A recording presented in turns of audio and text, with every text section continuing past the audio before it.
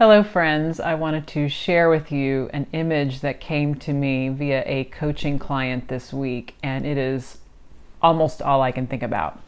We were talking and working on some goals that this person has set for himself in his ministry as a pastor, and he was trying to think of the word saboteur, which is an idea that we use a lot in coaching. When we set goals and intentions for ourselves, we know that there are things that get in our way, old ways of thinking or doubts about ourselves, and that is what we often call the saboteur. But he was having trouble coming up with that word. It wasn't coming to him, and so he was kind of casting about, thinking, what is that? That thing that gets in our way, the stumble monster?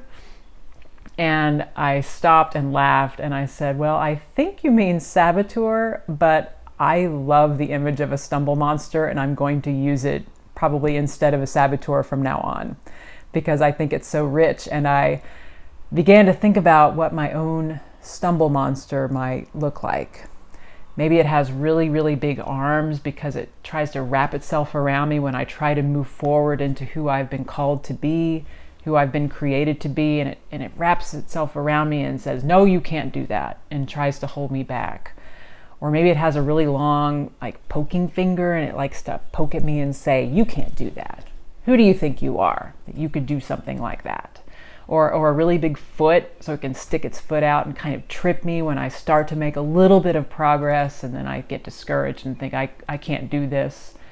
The stumble monster has all kinds of tools at its disposal, and I just love this image. It's so rich for me. But then I also began to think, some monsters you have to really meet head on and confront them and defeat them and say, you will not get the better of me.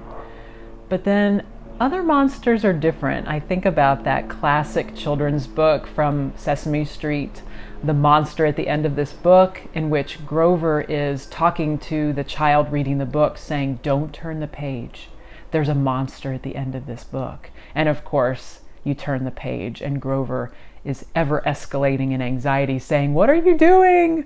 There's a monster at the end of this book. And of course you keep going and Grover keeps freaking out more and more. And then you get to the end. And of course, the monster at the end of the book is Grover, who is the most gentle and kind and sweet of all of the monsters in the Muppet series.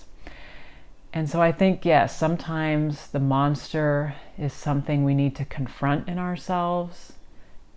But other times the monster is a part of ourselves that's trying to help us. It's trying to protect us in some way. It's trying to be kind to us.